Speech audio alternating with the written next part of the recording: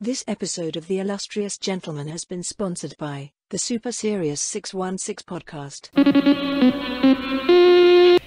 In 1961, the Fantastic Four returned from space and the world changed forever. Over the next year, the Earth experienced 3 alien attacks, the destruction of Lower Manhattan, and the re-emergence of ancient gods. Super Serious 616 is the podcast that covers it all from the inside. What would it be like to live in that world? Join Ed and Mike as they ask questions no one else is asking. Is Iron Man a good use of shareholder capital? Subscribe at Super Serious 616 or wherever you get your podcasts.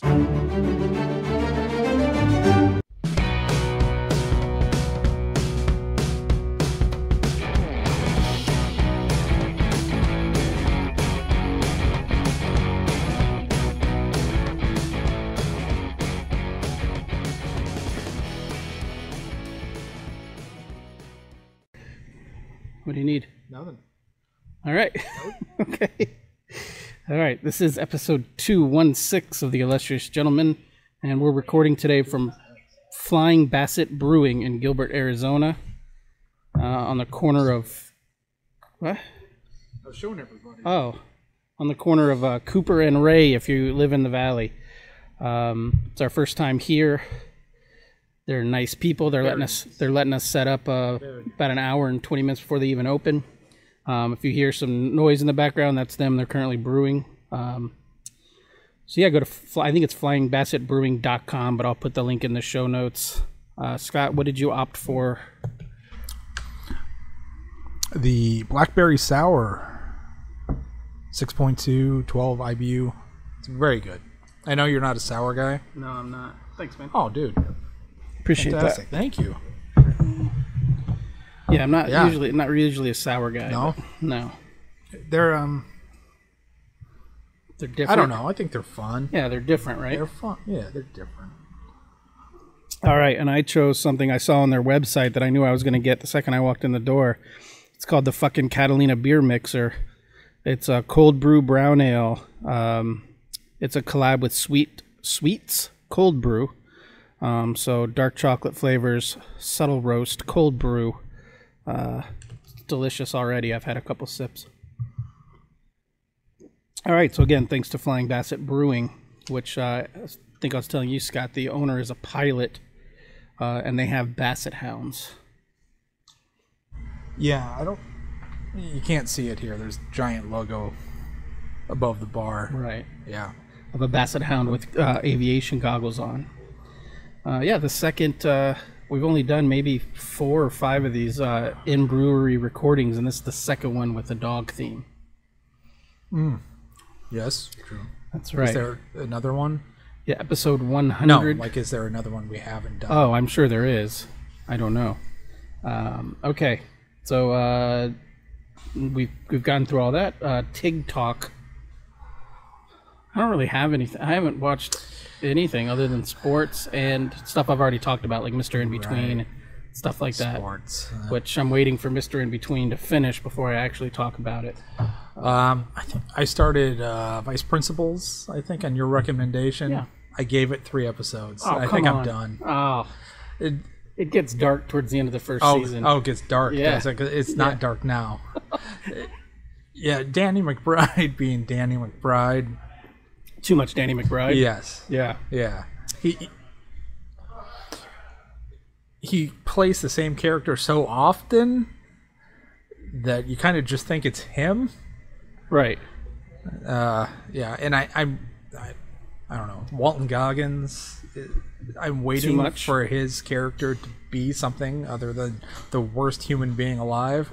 Oh, well then, maybe you should skip Vice Principals and jump right into Righteous Gemstones. Is that also a Danny McBride, Jody Hill show? Yeah. Is it? It's the same crew. Okay, that's disappointing. So I'm not going to check it out. But you should, because Walton Goggins plays a minister, like a televangelist minister who's fallen on hard times. Baby Billy.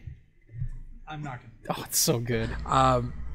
It suffers from a lot of the same things all of his other things suffer from, where it's all just surface level stuff. There's nothing beyond bad people just being bad people. There's no remorse or trying to get better, or there was a hint of that in Eastbound and Down. in early seasons, but then they just let it go and let Danny McBride do his thing.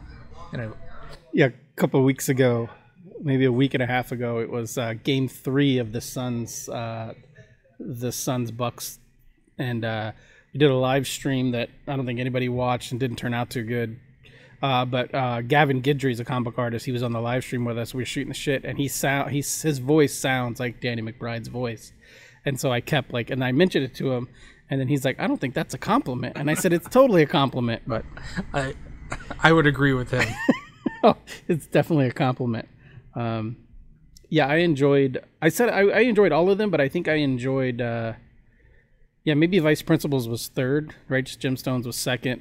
But yeah, it does, especially if you binge them, it gets old quick. Like the shtick and the rhythm of the show can get old if you binge it. I bet I would have liked it more had I watched it week by week. What he does, and I'm gonna call it him because he's the same in everything. It's a combination of the shock and cringe humor, and it's the only thing I compare it to is like Michael Scott, right, or David Brent on The Offices, except that there were actual people underneath those, and Daniel McBride is just a total shit, just constantly. There's no redeeming quality, there's no introspection. It's just mean to be mean. Right. And it being 2021, I think you just label it as problematic and you move on. Yeah, I could see that. I actually thought he might be his most redeemable in Vice Principals. I mean, Walton Goggins is terrible in that show, but I think for the most part, I turned it on expecting it. The first scene in the first episode is those two with Bill Murray, and I'm thinking, oh, this is going to be this thing where these couple of guys are spending the series vying for this job and, you know, undercutting each other and doing all this crazy shenanigan shit, and it's just awfulness. It's just these two white guys being as awful as they can to this black woman. So I'm out. She gets hers. There's an episode. Maybe you should skip to the episode where she just gets hammered, and I guess that's problematic too. It's terrible. But it's that's a funny ass episode when she gets hammered on gin. It's just a lot of yelling the F word for no other reason than to be yelling the F word. Like that's the comedy part. Suburbs are turning you into a square. Yeah. All right, I'm going to jump to some comics talk real quick. So a couple nights ago, I got a message from Chris Schweizer, who said that he was drinking out of his Illustrious Gentlemen shot glass that I gave him a couple years ago at Heroes, and he thought he would send along some issues of his new book with Kyle Stark. So he sent me 4 PDFs of the first 4 issues of the 6 Sidekicks of Trigger Keaton. Like I said, he drew it. I assume he colored it. Kyle Starks wrote it. And I say I assume because the PDFs were just the interior pages, no covers, no credits or anything. And so I read them the other day. And normally, like, I'm a superhero guy through and through, and those are the kind of books I read. So this isn't something I normally would have picked up off the shelf, even though I like Chris's cartooning. And I was really, like, into it. Like, I was really impressed at how...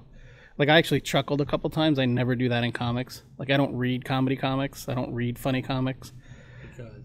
Because I hate to laugh and I hate joy. But this one, I couldn't stop myself. I chuckled a couple times. It's got some great characters.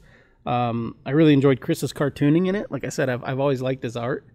But I'm not super familiar with his sequential art. But it's great. It's great. And super entertaining, and is also super inspiring to see, like, oh, you can do like a really cartoony style in a book and make it work, even if it's like not a book for kids, because it's definitely not a book for kids. So children out there, get your parents' permission before you go pick up the 6 Sidekicks of Trigger Keaton. It's by Image. I don't know how many issues are. I think maybe 1 or 2 issues are out now. But yeah, it's great. I'm definitely gonna pick up the trade when it gets collected. So thanks for that, Chris. And cheers, buddy. He's like a giant of him. He's like a Paul Bunyan of a dude. Yeah. He builds shit. He's like a man's man. He's like you, but taller and It's like the bounty guy. Does more stuff. Okay, so anything else on TIG Talk? I'm trying to think if I've done anything in the last week. I don't know. I went and saw the Bourdain documentary Roadrunner on Saturday. It was our anniversary date. Was it emotional for you? No, it was kind of a bummer. Like I didn't think about it beforehand, but when I got there and I saw the credits open up, it was co-produced by it was like a CNN film, which makes sense because they have all the footage for his last show. Sure. But it ended up just being like a protracted episode of Parts Unknown with like just people talking about him. So there was less. I thought there'd be more people talking about what Anthony did for them and stuff like that. But it was really just like a celebrity chef, Dave Chang, who's a friend, artist David Cho, who's a friend, a couple musicians, and then the rest were like people on his crew. You know, like his producers and his cameramen and stuff like that. Like I thought it'd be more people like from his past, maybe that like they impacted his life or whatever, and it was none of that. So it was okay, but it wasn't. I just saw him in The Big Short. He was in that movie. Yeah, as a celebrity. So himself, what they do, since the ins and outs of mortgage and banking and finance are so fucking boring, they do these little interludes where they have different people come in and tell you about a specific thing. Okay. So yeah, they're like, oh, and here's David Bourdain. No, Anthony Bourdain talking about, fucking CDOs or something. Yeah, that's funny. They have Margot Robbie in a bathtub, and Now give me Anthony Bourdain in a bathtub, and then I'll check that movie out. David Bourdain. Yeah, that movie. I was thinking David Boreanaz. I get them mixed up. Yeah, you got Angel on your mind. Yeah, that movie doesn't seem to do like I don't have any desire to see that movie because I feel like it'll just upset me and or bore me. It is infuriating. Yeah, for sure. And I'm a guy who benefited from that whole. I mean, I got into a house with no money down, and I walked away from a house with no penalty. Like I really benefited from the whole housing boom, except that I don't own a home. Not that I'm bothered by that at all. But it wasn't as I thought it was going to be more. Yeah. Of what made Bourdain tick, and it was less that and more about like this is how we like to work. We did this. I mean, there was some of that, or maybe I'm just broken inside, and maybe other people did get more emotional stuff out of it. They did lean heavy against his last relationship, which was kind of his downfall. A lot of people think, although one guy did come on and say you can't blame anybody. He killed himself. You can't blame anybody. But they really threw Asia Argento under the bus pretty heavily in this documentary. But it was weird to see him like, not to compare myself to him, but when he got into this new relationship with a much younger, very attractive woman, they showed him becoming like a kid again, like a teenager again. Like, is that a bad thing? No, but like, he was like overbearing in their relationship. He was always like hanging on her and like, not giving her space, kind of. When they're both public figures and both travel and all that stuff, it seemed like he was being clingy. And even he would like giggle at stuff, and like he was just acting like a teenager again.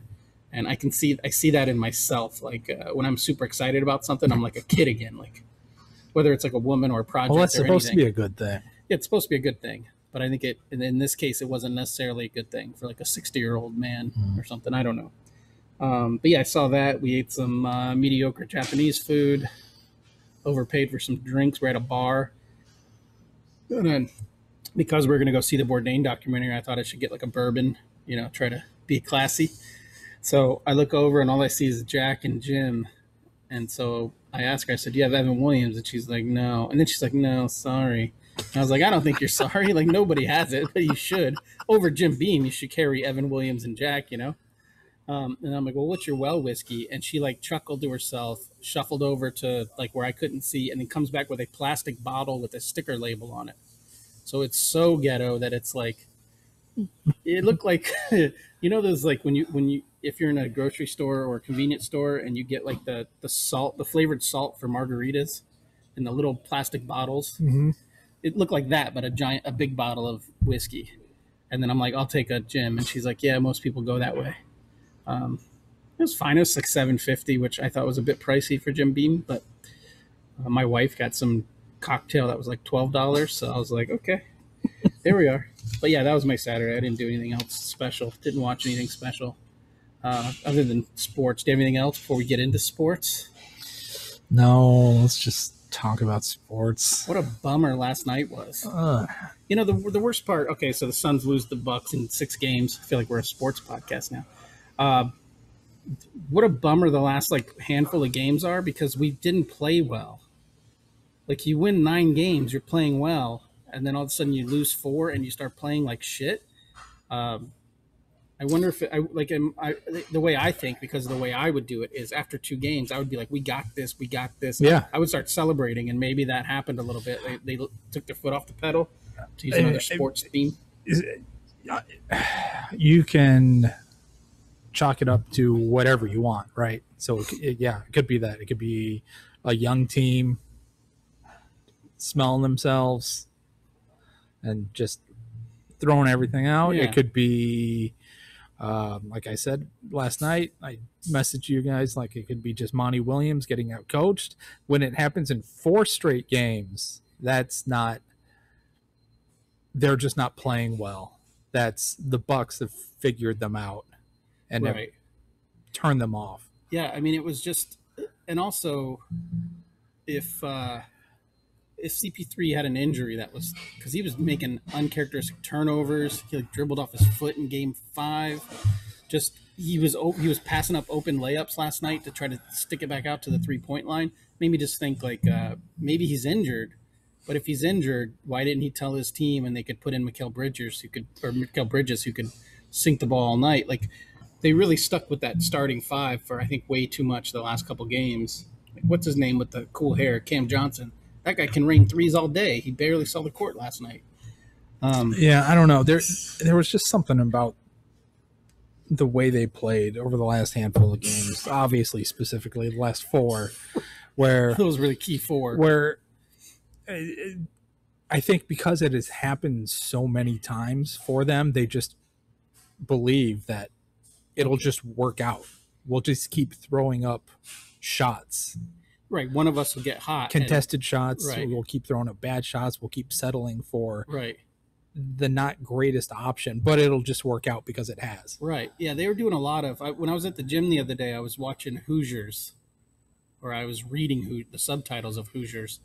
And I'd never seen that movie. I don't really care to see that movie. But there's a scene in it where he's like telling them, like, you don't shoot the ball until you've passed at least 4 times or something like that. And it seems like they were going out of their way, the Suns, to, like I said, it wasn't just Chris Paul. Several of them were giving up layups or giving up mid-range shots to kick it back out to the 3-point line. And I don't know if that's a strategy to slow the game down or what, but it seemed to lose a game by like 8 points or whatever. And then to see that how many times they gave up on shots and passed it out. Yeah, I think it's the reverse of the stuff that they believed was going to happen. They had been on the right side of so many of these ugly sort of flip-flop games where their number just got called.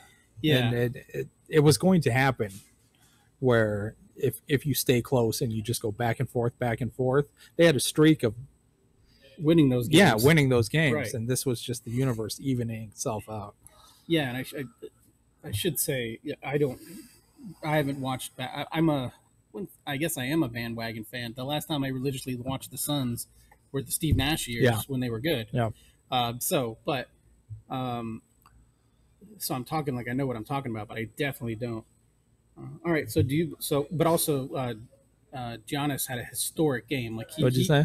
Giannis had an historic game. I mean, he put up numbers that have never been recorded since they started recording like blocks like 50 something years ago. Yeah, I was at my niece's birthday party yesterday while the game started. I didn't get home until the 4th quarter started. And I was sitting there, and my 13-year-old was sitting next to me who never watches sports. And he's like, 34 is a fucking nightmare. Yeah. And he's like, from what I read about him, he's like a great guy. Like he seems adorable. in all the ways that a 28-year-old 7'4" Right. can be. He got his adorable. brother on the team. Yeah. You know? I read a tweet to a story that like when he got his first paycheck by the Bucks in 2013, he went to Western Union and sent the full amount to his family back in Greece, and then couldn't get to the game. He had to bum a ride with like a fan because he literally had no money because he sent it all back to Greece. Yeah, I think, what is it? I think I had read something where in Greece growing up, he and his brother had to share a pair of sneakers for basketball, so they trade and then go play. And so now after every game, he donates a pair of sneakers to something or other. I don't know. I don't care because he is who he is and he plays where he plays. Right. And I'm sure he's the best human being, but fuck that guy right now. All right. Well, do you believe in curses? No, not like externally motivated curses. Right. I believe in self-sabotage. Yeah, I feel like that's kind of what happened this Yeah. year. Yeah, Bit of that's self-sabotage. totally what happened. But also, it could just be that being on the West, the two of us who didn't watch a lot of basketball this year, and then being West Coast guys, maybe the Bucks were this good the whole season. I just didn't know because they're the Bucks. I think they got lucky in getting past the Nets. Yeah, someone tweeted out a photo, and I guess they lost one game they won one game by 1 point, and Kevin Durant's toe was on the 3-point line, so a call that was originally a 3-pointer got reduced to a 2-pointer. And during the regular season, I guess the Suns won both of the games, but each just by 1 point. Right. So the writing was on the wall. Oh, Yeah. fuck. All right. Yeah, but like you said, I didn't watch a single Suns regular season game No, not until going they're in into the this, playoffs. but I'm super upset today. Right. All right. Well, I pulled some numbers, and some of these I had to do math on my own, so take them with a grain of salt here.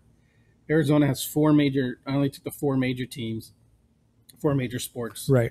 Traditional four major sports. It's probably not the same now, but growing up for me, it was hockey, baseball, basketball, football.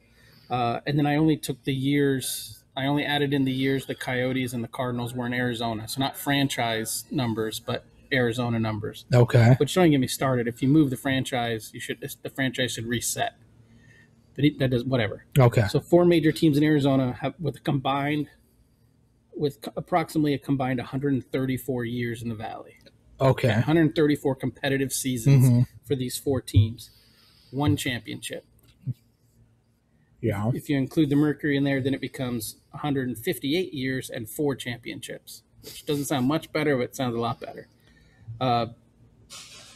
Yeah, so I mean, I don't necessarily believe in curses, but I do believe that players come here to retire and they come here to have fun, and I think that has something to do with. I think it has something to do with it because we've had a lot of superstars come through the Valley. I mean, Gretzky coached here, Shaq played here. Sure. Who else at the end of their career? Brett Hull played here at the end of his career. Did he? Yeah. Really? Yeah. under I didn't know Gretzky. that. Yeah. Yeah. Emmett Smith was a Cardinal. Yeah. So a lot of guys come here at the end of their Edrin careers. James. I know he was upset when they got good because that's exactly what he wanted to do was just come here and make money and not play. So I think maybe there is something to the fact that the media here is too soft on the teams. Like they're not like East Coast media where they're hammering you about your play, and there's a lot of pressure on teams. I don't think there's a lot of pressure on ownership in Arizona. You don't see people at Cardinals games wearing bags on their heads, or like those games always sell out. The Diamondbacks, I just saw like the lowest they've ever been in attendance is like 13th. Like they always have good attendance. And then you have fans from other teams selling a lot of those tickets. So when you go to a game in Arizona, Yeah, there's a lot of visitor fans. I'll agree with that part. Yeah, because everybody here is from somewhere else. It's like Right. Las Vegas. Yeah, totally. But I don't know. We don't have historically bad teams, though. We just don't win I'll have the title game. You I'll know. do a year hazy IPA draft, Do you want the session or the... the full one. Okay, gotcha.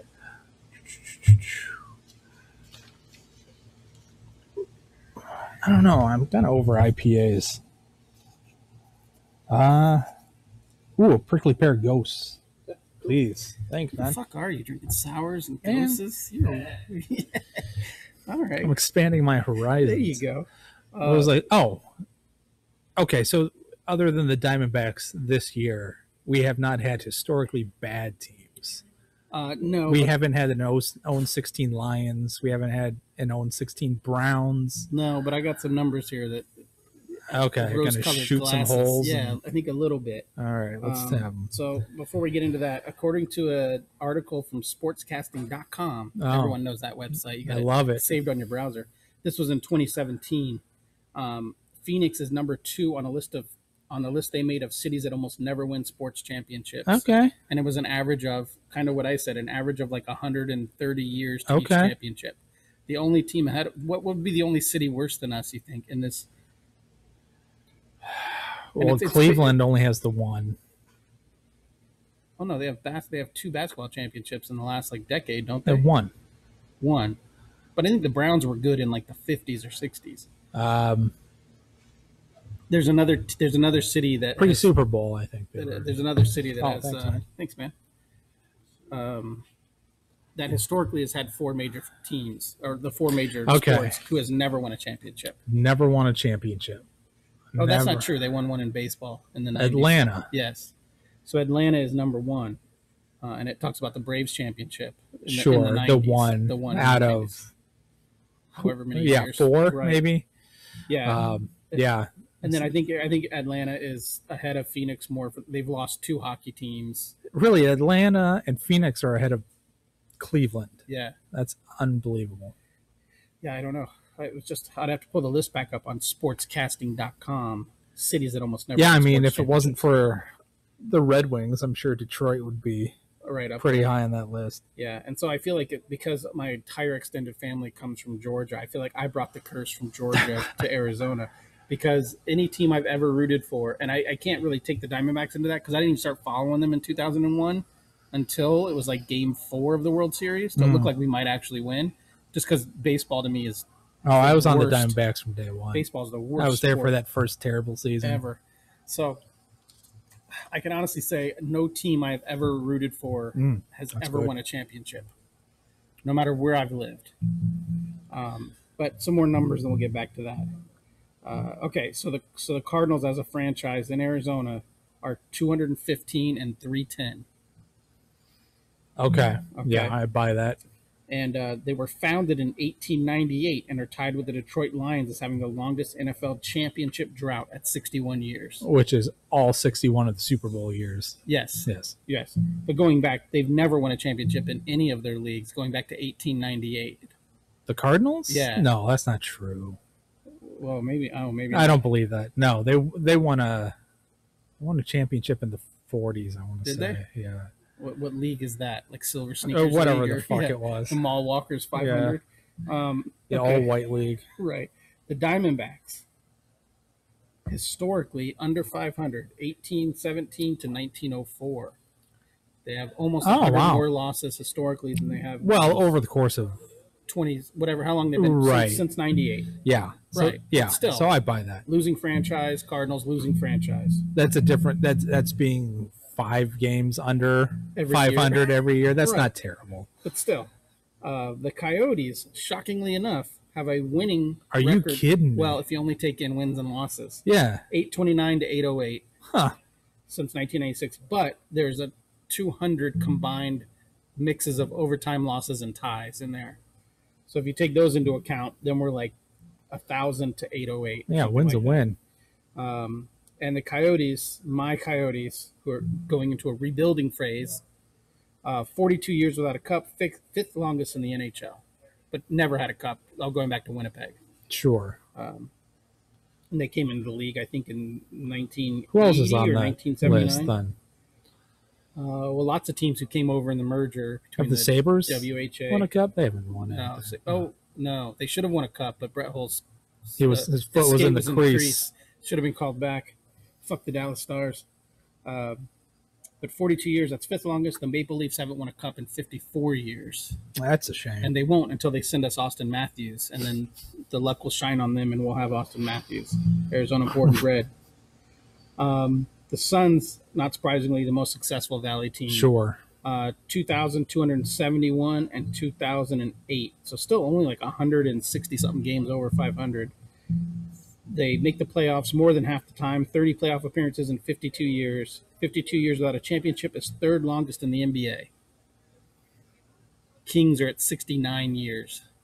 Wow. And I think there's another team at 60-something years. But third longest. Who did they lose to in the finals, the Kings? They lost to... what year was it? It would have been like... Gretzky would have made it in like... No, I'm talking about basketball. Oh, sorry. Sacramento Kings. Sacramento Kings, 69 years without a cup. Yeah, okay. LA Kings just won a Sacramento. Who the LA fuck Kings knows just won a Stanley where Cup. Sacramento is or if they have a team? Yeah, actually, when I read it, I was like, "There's a Sacramento has a basketball team." The only way I know that team is Chris Webber choked his coach. That's the only reason I know that. That's team the wrong exists. guy. What? No, Yeah. Chris Webber choked a No, coach, it was right? Latrell Sprewell. Oh, sorry, Chris. And I think it was the Warriors. Well, I apologize to everyone in Sacramento and to Chris. Wasn't he one of the Duke? He was one of the 4 Duke guys. Oh, my God. Yeah. So bad. No, he was a Michigan guy. He was he? one of the big 5. Jesus. Okay, whatever. Speaking of Michigan, Owen Power is going to be the number 1 pick this year in the NFL draft. Who He's cares? a Michigan guy. College hockey is a thing, real? He's going to the Sabres, sadly. So, yeah, I mean, we have 4 main teams. And, again, obviously the Mercury are a great team. But they've still won 3. I mean, you think of them as one of the better WNBA teams, 3 championships in, like, 26 years. So it's not like they're a dominant team. And then we can't even take the Rattlers. The Rattlers are probably the most dominant That's true. Arizona franchise. They've won like Danny White's Rattlers. 6 or 7 Arena League. Are they still exist? I think it folded. Did it? I don't know. Arena League? I never went to a game, but I don't think I've ever been to a game. Now when I can afford to go to games and don't have like kids or whatever at home, I feel like now I would totally be in a Rattler. I would be a Rattlers guy right now. Would you? Yeah. I don't know. It's weird to think that you could throw a touchdown from one end zone to the other end zone. It's so fucking cool, man. I guess. I love it. Like when I was a kid and I played soccer, I was a fan of the MISL, Major Indoor Soccer League, because you didn't. There's no out of bounds. You could just bounce. It's like hockey. You can bounce the ball. I used to off. work at a place that did that. Yeah. But now that I think about the Arena League, I think about Kurt Warner, and I think about the new movie starring Zachary Levi and Dennis Quaid about Kurt Warner's life. Wait, Shazam is gonna. Wait, Chuck is gonna be. He's gonna be Warner? Kurt Warner. Yeah. I heard about that, but I just thought it was gonna be like a Lifetime movie. I didn't know it had. Yeah, real Dennis people in it. Quaid is playing. Who was the Rams coach? Dick Vermeil. He just cried all the time. That's all I know about Dick Vermeil. Oh, I thought it was gonna be like one of those old school football guys, like Toe Hugson or, those kind of names. Right. Yeah. Thor Magnuson. Blue Caldwell. Yeah, sure. All right. So what teams? So here's a question then. What teams did you grow up watching? All right. Like, what's your sport? What's your sports fan history? The first sport I was ever totally into was basketball. It probably started with the 92-93 Suns because I would have been 11-ish at the time. No, I don't remember. Did they go to 7 games in the league? They went to 6. So it's same. So Same. we now last night. But they didn't win the first 2. They didn't. So they didn't lose 4 straight. Right. Right. But yeah, that was the third of the first three-peat for the Bulls. Yeah, so I was into basketball. After that, you have the Suns just because I live in Phoenix, but I was a big Charlotte Hornets guy because they were, Get Alonzo Mourning. Yeah, and Larry Johnson, Grandmama, Wait, were those just in commercials or Yeah. was that? Yeah. Yeah. He's wearing like a muumuu, right? Like a house dress. Yeah, he was wearing a dress and an apron and shit and dunking on people. So Yeah. did you ever have one of the NBA jerseys with like cartoon characters on it? Did you ever have like a Disney NBA jersey or anything? No, I had a Charlotte Hornets Alonzo Mourning jersey. It's still in my closet. And then I was a hockey guy after that because my whole family is from Detroit. And I got into hockey. That was before the Coyotes showed up. Right, but you got right in on the Detroit bandwagon of the mid-90s. Yeah, I remember 96, them sweeping Eric Lindros and the Flyers. And then I think that was the season after they got swept by the Devils. No, Devils were 95, because the Rangers were 94. Right. Yeah, so they got swept by the Devils in 95. They came back and swept the Phillies, or the Flyers. Matter. In 6. And then they won again in 7. Who'd they beat in 97? I thought they won in 98. No, they did go back-to-back, 96, 97. I don't remember now. Yeah, it doesn't matter. They won 3 cups in a decade. It doesn't matter. And then I think probably the Jake Plummer years, I started following football. That would have been about 2000-ish. Jake Plummer. Jake the Snake. Yeah. I liked it. Not that I give a shit about football, but I just liked that we drafted a college guy. In the second round, we got Jake Plummer. Like in my dumb head, I'm like, oh, he didn't even have to move. Yeah. How cool is that? I remember that season, I think beating the Vikings or something in the last game of the season to make the playoffs as the wild card, and then beating the Cowboys in the wild card round, which is super cool. Because at the time it was just 5-11 and 4-12 year after year after year. So that was a cool time. Fun fact about Jake Plummer: his fiance left him at the altar. Wow. Yeah. That is a fun fact. That is fun. Well, at least if you're Jake Plummer, I assume he was already a NFL perpetual player. Underdog, Jake Plummer. I mean, if you're already an NFL quarterback at that point, then at least you have the money to go drink your sorrows away, or maybe get on a private jet and go to. Well, he was a second-round pick, so he's not swimming in it. I'm sure he has Southwest money to take a Southwest flight to Cabo for a weekend. Coach. Yeah. Right. I'm sure he could beg one of the Bidwells to use one of their planes. But then he went to the Broncos and took the Broncos to the playoffs. So, I mean, solid enough quarterback in a time when having an elite quarterback was not an absolute necessity in the NFL. Yeah, he seemed to get a lot done with not as much talent as other people around him. Just straight moxie. Yeah. And snakeness. But he pioneered the mustache before it was cool again. So this means he was wearing it when it was not cool. What I'm saying is Aaron Rodgers is riding Jake Plummer's coattails. Yeah. Sure. Aaron Rodgers also famously broken up with by a super hot chick. Right. And Danica Patrick.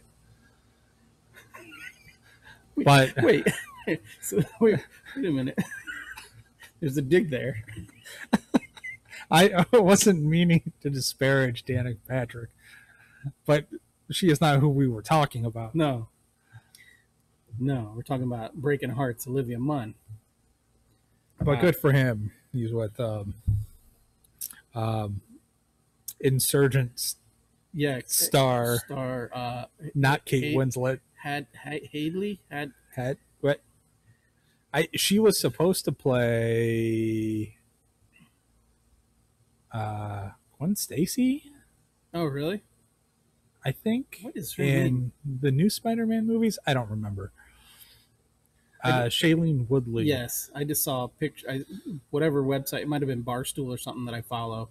But they were talking about Aaron Rodgers, Shailene Woodley, who claims she didn't really follow. She doesn't know football and didn't really know who he was. Whatever.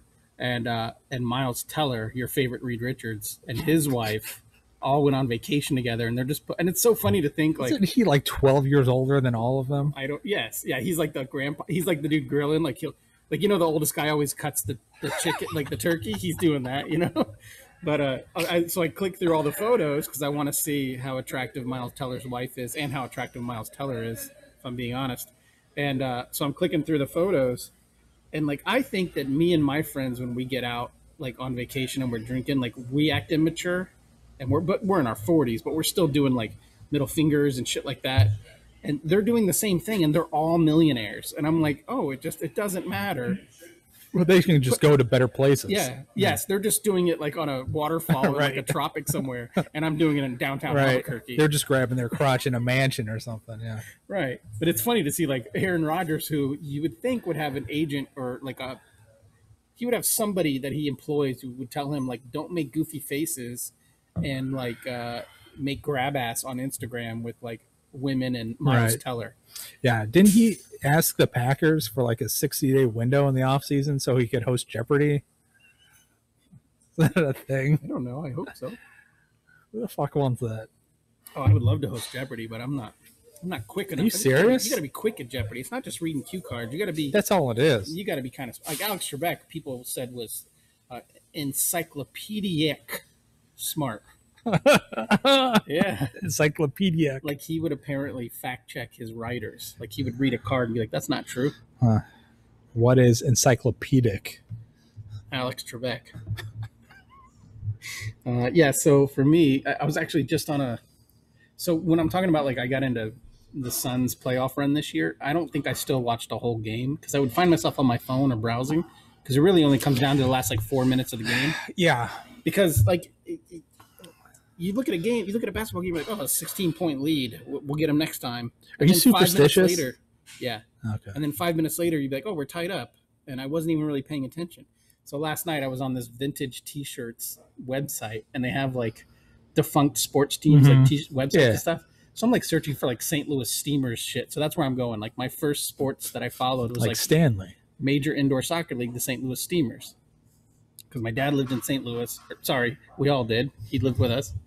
He wasn't an absentee father, except that one time he went to Korea for 3 months. But so he worked on the military base, and they had all these like outreach programs. So he always got free tickets to all the local sporting events as part of like being, because there wasn't like a real it was a reservist base, so it wasn't like a real military base in town.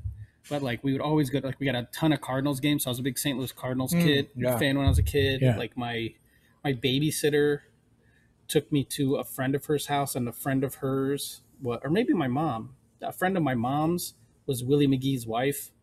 Willie McGee was a Cardinals player. So like we were entrenched in St. Louis sports when I was a kid. So St. Louis Steamers, St. Louis Blues, and St. Louis Cardinals. I never went to a football game. Well, they didn't have a football team. In the 80s? Well, I guess up until 88. Yeah, they had a team then. They were the Cardinals. Yeah. But so like so I was a fan of these teams just by proximity and just, I mean, and especially like the Cardinals tickets were hot. Like whoever was in the office with my dad, you know, there was always like, it's your rotation to get Cardinals tickets. Nobody wanted Blues tickets. So we got to see a lot of Blues games. I went to a lot of hockey games when I was like between like 5 and 10. I went to a ton of Blues games. So I was a big St. Louis Blues guy. I had a signed stick at one point. I think I've told the story on the podcast, but which story haven't I? But I had a signed stick at one point, and it had been moved around from house to house and station to station. And then when I was like 20 or 21, I went to my dad's house to, my mom and my dad's house. They're still together. He still hasn't left us. So I went to my parents' house, and we were working on my car, and my car at that point didn't have what do you call it? The thing inside the hood wasn't there to hold the hood up. And so I knew that I didn't have that in my car. I knew that I didn't have one of those. So we're working on the car, and I realized like, oh, the hood's been up he must have stuck a 2x4 in there or something. And I look, and he had sawed my signed Blues stick in half and was using the Blues stick as to hold up my hood of my car. And then we moved to California, Oceanside. And so we'd go to Padres games a lot. So I remember seeing like Tony Gwynn in his prime. Nice. You know, stuff like that. And then my luck, right after we left St. Louis, the Cardinals won the 86 World Series. I think it was 86 against the Royals because it was a big deal because they're like right next to each other. 85. Right. So it would have been maybe the year I left, like months after the curse of the Cody's left St. Louis, the Cardinals won a World Series. But yeah, we'd go to Padres games. That was always fun. I always try to check in on the Atlanta team just because that's where my whole family grew up. But like, I never gave a shit about the Hawks. They didn't have a hockey team then, and I definitely didn't give a shit about the Falcons.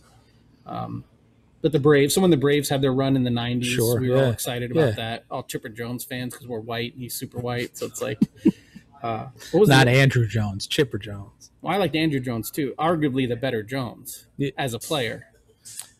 He was one of the best center fielders I ever saw. Right. Possibly as a human. I don't know. Chipper Jones seems like a guy right now who might not be vaccinated.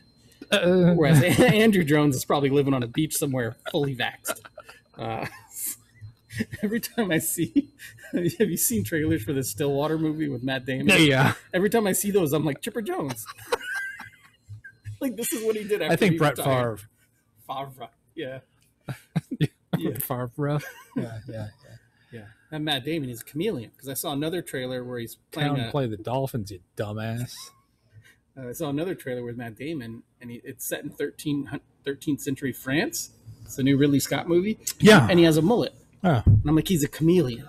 One movie has a mullet. One movie he is a redneck.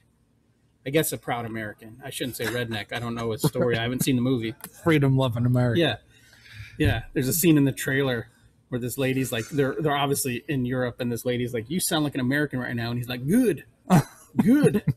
Okay. Yeah. We got a goatee. And then when I lived in Okinawa, it was all just it was all like Atlanta Braves shit, because we only got one station there. It's hard to follow TBS, sports. bro. Yeah. So, and so like the Armed Forces Network would only carry TBS, TNT, WGN. So you either had to be a Cubs fan. Whatever other T's. Yeah, but you had to be like those major networks. That's why everyone's a Cubs fan. Everyone's a Braves WGN, fan. Everyone's a Cowboys fan.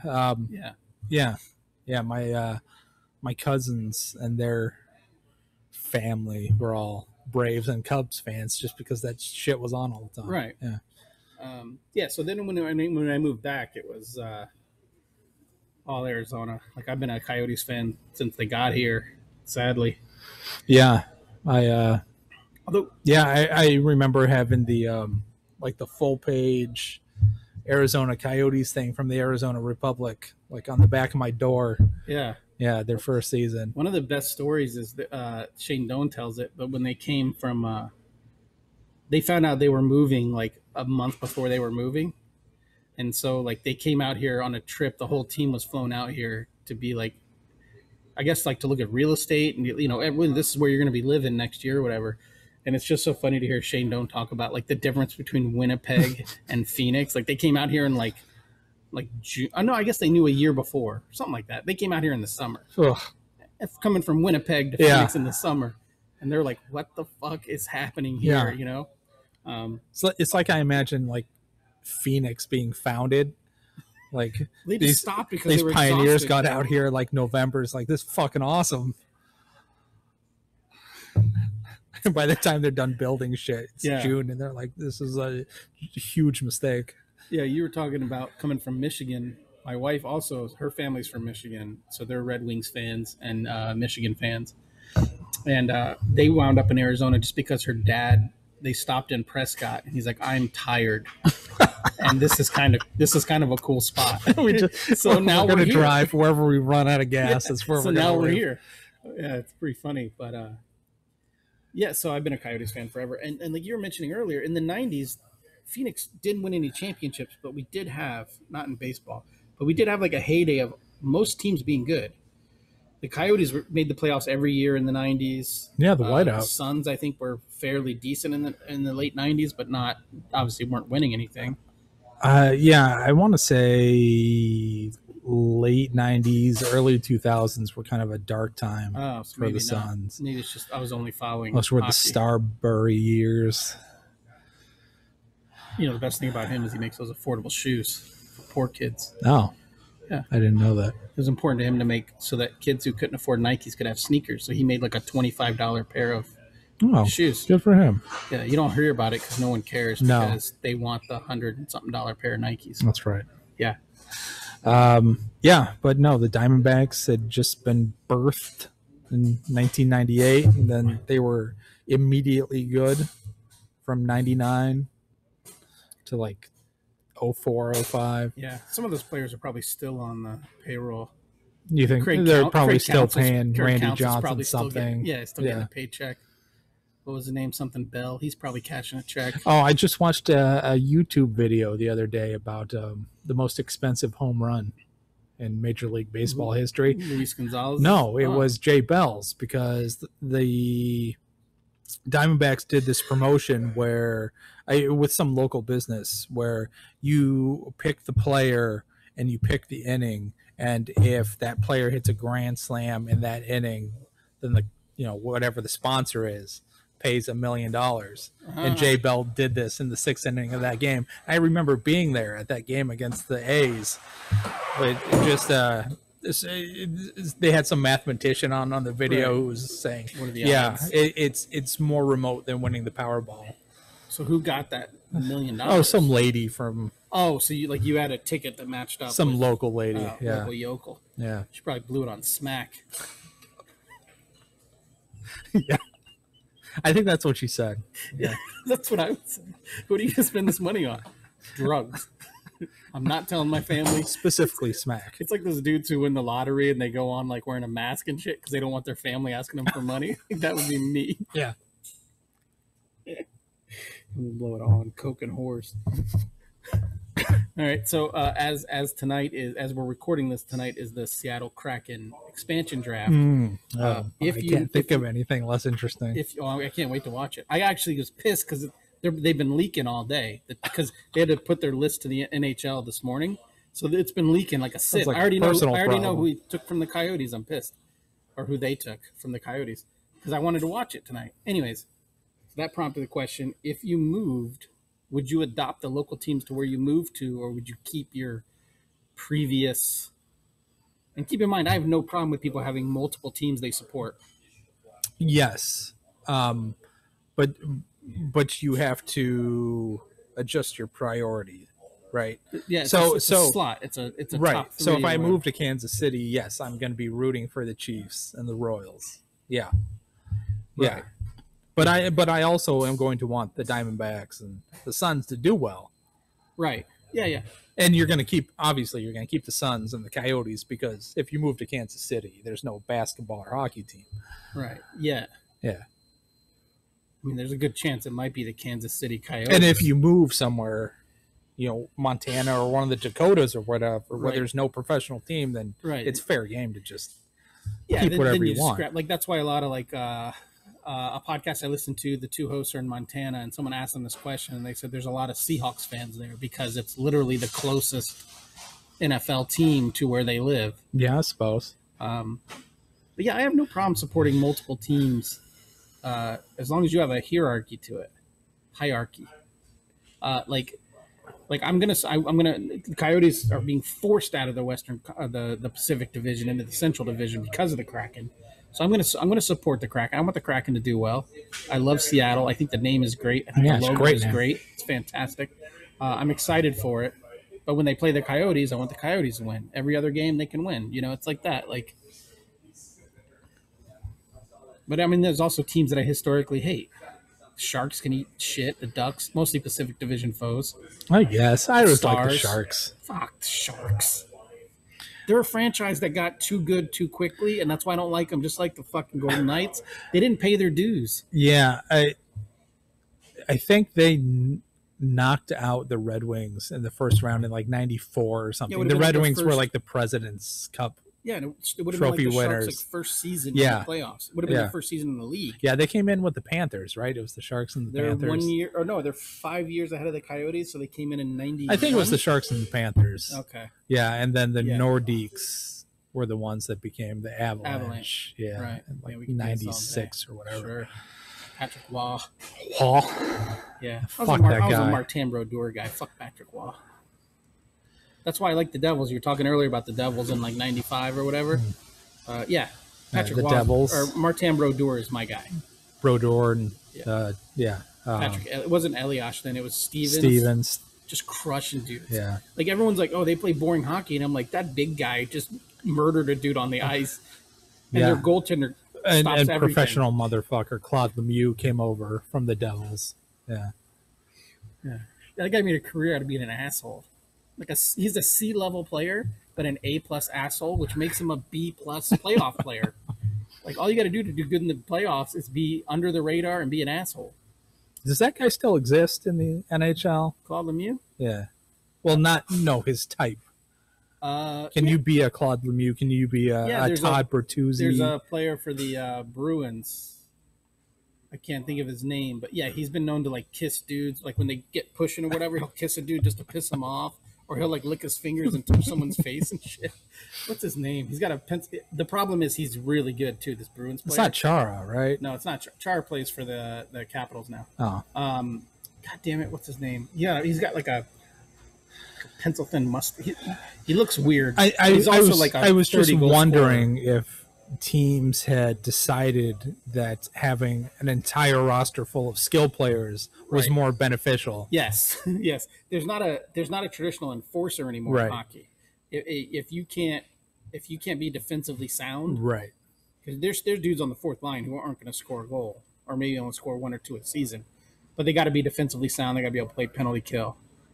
If your only role is to fight, and you can barely skate backwards. That doesn't exist anymore. Okay. Because that's what I was will fight. wondering. Like Ovechkin will drop the gloves. Like everyone will fight. You know. Yeah, there's no more heavyweights really in hockey though, where they play one shift and that one shift is to fuck somebody up. Yeah. But are there Eric Lindros types now who are giant and scary, but also super talented? Yeah. You kind of put me on the spot. I don't know if I know that.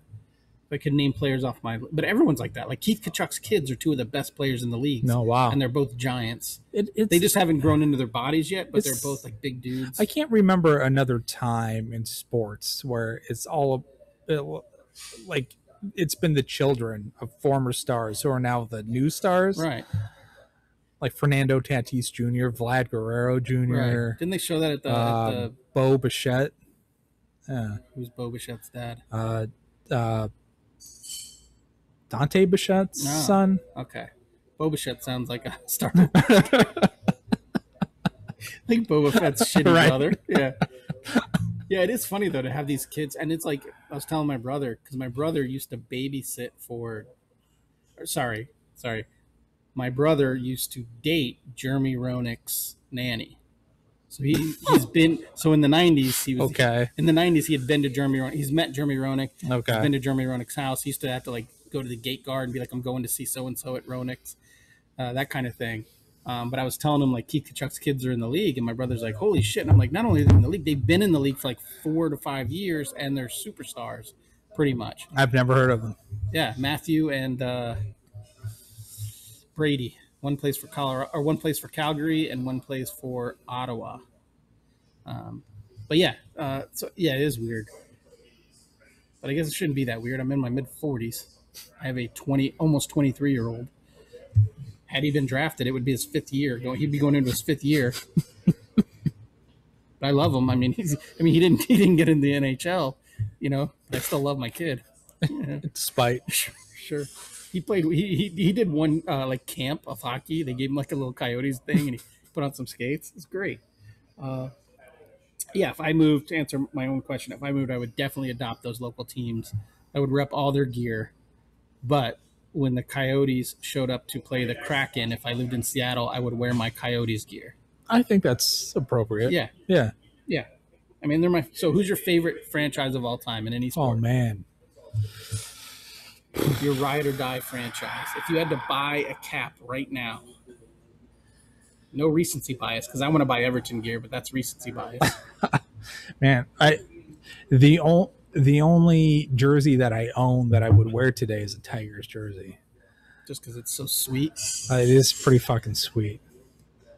And I think Justin Verlander is probably my favorite Tiger and might be my most admirable human being of all time. I was going to say, was he your favorite Tiger before he married Kate Upton? Did he marry Kate Upton before he was a Tiger? No. No. So it's the While power. he was a Tiger. It's the power. Despite him living in Detroit, she still said yes.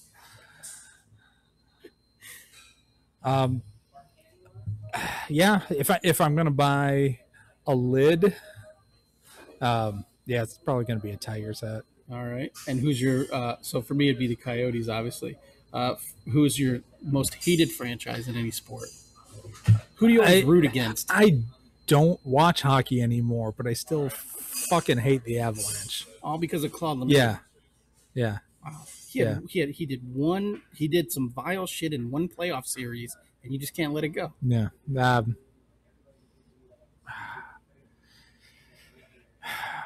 Yeah, but yes, that's a personal thing. I mean, I think just as a sports fan, it's easy to hate the Patriots. It's easy to hate the Yankees. Right. But that's sort of a general.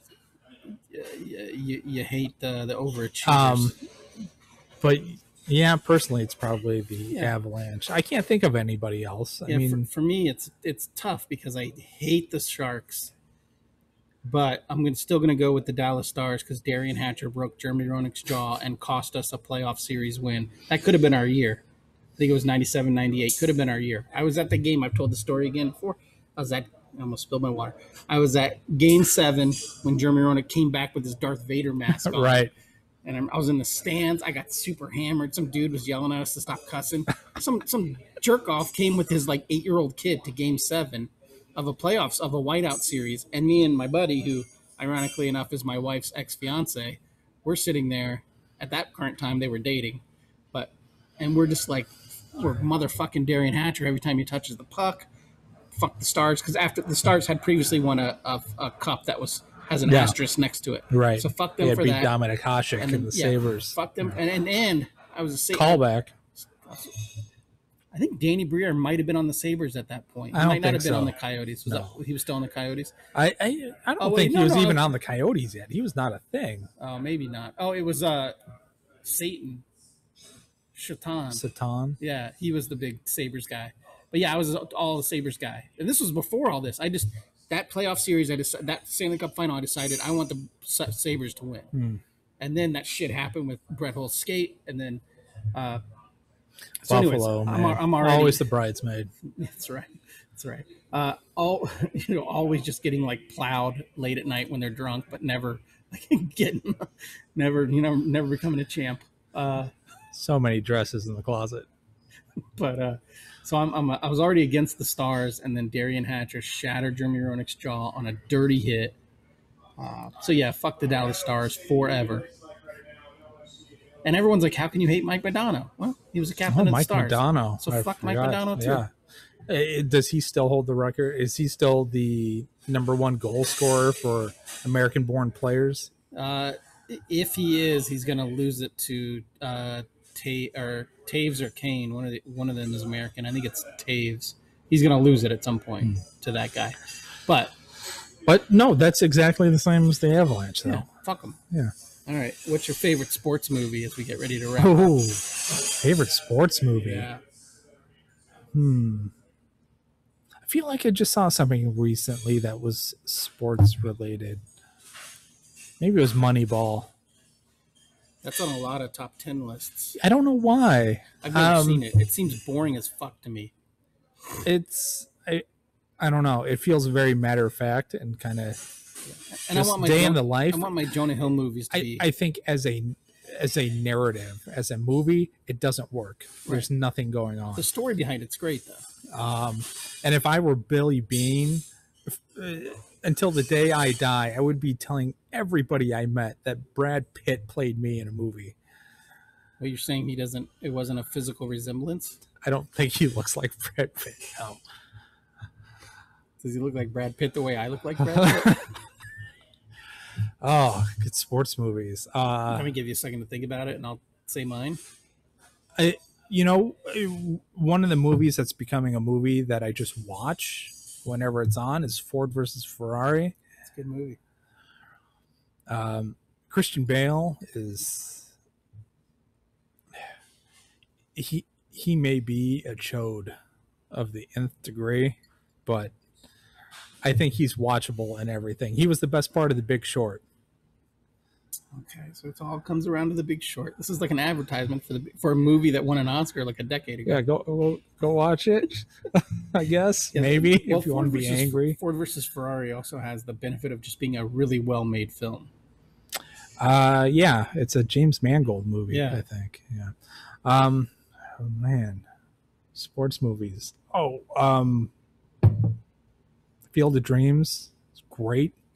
I read a theory on that. A theory. Well, we did an abandoned show about the lost episode. Movie theories, the lost episode. So there's one about that, and it's that James Earl Jones is a ghost the whole time. Right. That's why he can go into the cornfield. Yeah. Oh, so I didn't blow your mind with that? No, you didn't blow my mind. Sorry, you didn't bring it up on your list. Yeah, I mean, baseball movies are always pretty good. As a kid, I was a fan of The Natural, but it doesn't There's hold The up. Natural. It doesn't hold up as much as an adult, but he had his own bat with a lightning bolt carved in it. Yeah, that's for an older generation. Yeah. Oh, wait, what are you saying? Bull Durham. It's got to be Bull Durham. Okay. Yeah. Susan Sarandon. Fan? Susan Sarandon, another Kevin Costner movie. But yeah, she's great in it. What's his fucking face? Robbins. Who did we just say? Tim Robbins is great. Kevin Costner's just Kevin Costner in everything. Yeah. But yeah. But he's good. No, Tim Robbins is great. Oh, Kevin Costner, going through this rabbit hole this morning. Yeah. I was trying to find sports movies fan theories. Right. They don't really exist. But apparently there was a game after Cal Ripken, like 200 games after Cal Ripken set the Ironman record. Okay. There was a game at Oriole Park where right before the game happened, there was a power outage and they postponed the game for it was canceled or whatever. And they're saying that it was done on purpose to keep his streak alive because he wasn't able to play because he had been punched by Kevin Costner. I did not research why Kevin Costner would have punched Cal Ripken. And then all other theories are like, well, Cal Ripken was in the dugout when the power went out. So it's like he would have had to been in on it had this happened to keep his streak alive. But the line was written that I read. It's because he was punched by Kevin Costner. So research that, kids. So for me, no surprise, it's Miracle. Oh, wow. I love that. I love that story. I love that movie. Wow. Okay. Just Kurt Russell yelling again, and the guy's having to do the skates. I've never seen it. You've never seen Miracle? I've never seen it. It is the best. So if I was ever going to coach again, I coached youth soccer, my kids' team. One season we went undefeated. One season we went totally defeated. Two different kids, though. I'm not going to say which. I'm not going to put them on blast. But that's a great. The thing I like about that is unite. I was telling the story last weekend. I used to punish. We were talking about best punishments that work best with our kids. I was telling my buddy this last weekend, and I was like, there was like a month where I had this rule where if one kid fucked up, all three kids got punished. So if one kid did something wrong, all three kids stood in a corner. All three kids lost something, So they police themselves. And it worked great for like a month, but then that's so much upkeep. That's so much work. Yeah. And I couldn't be bothered to parent that way. But that's kind of this team became a team because he made them hate him. And so they coalesced towards a common enemy. It's like Watchmen. Yeah. Yeah. Maybe that's where he got the idea. Exactly like Watchmen. Okay. All right. Any other sports talk? And I hope the first 15 minutes of this recorded. There are a handful of movies I have not seen. Probably most of them. I've never seen Miracle. I've never seen Slapshot. Well, you have Disney Plus. You could watch Miracle tonight. I don't want to watch Miracle. It is the greatest sporting I barely achievement care of all about time. pro hockey, amateur hockey. Greatest sporting achievement of all time. Sure. It's like a bunch of college dipshits playing the greatest hockey team of all time. I have never seen The Rookie I believe with Kevin Costner, where he plays a Tigers player. Yes, as a veteran player. He's like Bull Durham. He's an old guy that finally makes the majors. Yeah. Oh, that's right. Yeah. Well, if he doesn't kill a bird with his fastball, I don't give a shit. There was that Clint Eastwood movie, a newer movie, The Trouble with the Curve or whatever. Amy Adams, I think. You're losing me. Just reason enough to watch it. What the fuck is wrong with you? I probably haven't seen most of them. We should have a psychotherapist on with us and just do therapy. My favorite hockey movie is probably Happy Gilmore. That's good. That's good. Yeah. Shooter McGavin. Right. Yeah. He was most recently in several episodes of Hacks and that's all I thought of when he was Yes. on screen. Yeah. Did you like Hacks? It was fine. Yeah, it was fine. It was fine. cute. It was good. Cute. I said cute. Now, see, now I'm being misogynist. Like, oh, it's cute because it's women. It was a good show. And Jean Smart continues the best career resurgence of anyone I've ever. It was fine. She's fantastic. Fargo season 3 or season 2. Sure. Yeah. And season- Again, Watchmen. Yeah, and season 3. Yeah. Fargo season 3 to see Mew and Ewan McGregor. But yeah, I don't usually go for sports No, movies. I don't watch them either. But There's no laser beams or spaceships or capes. So what's the fucking point? that's right. What's the point? Yeah, what's the point? Because most of them are based on true stories, which you already know the outcome to. Right. Yeah.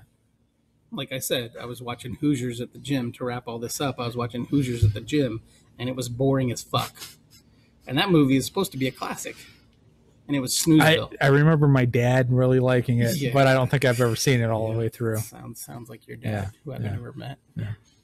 All right. Let's talk about Flying Basset Brewing for a second. Oh, it's good. You had a ghost. You had a ghost. I started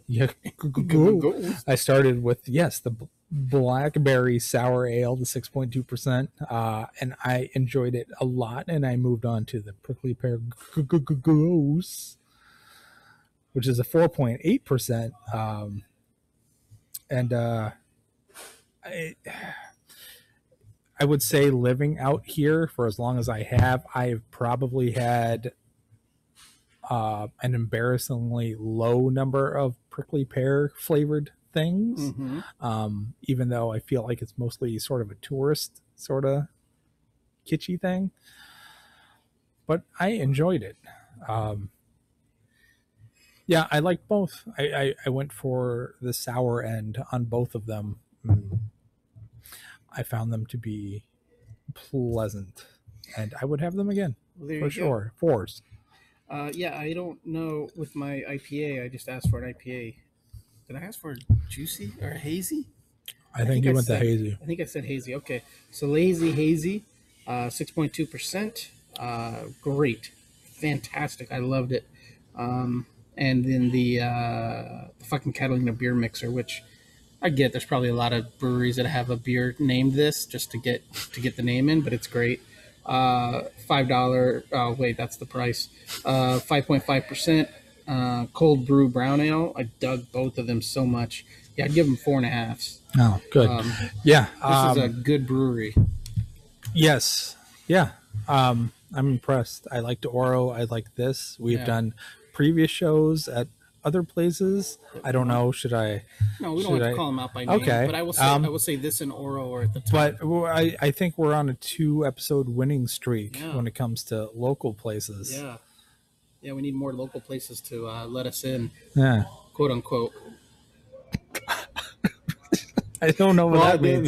There's one other outstanding invitation for maybe we'll do that one in September, but it is not a brewery per se. It is a bar. But yeah, we're always reaching out. August is going to be a little weird. I don't know if because we have Acme in August, so we probably won't do a live show or a show together in August, but unless we do it that weekend.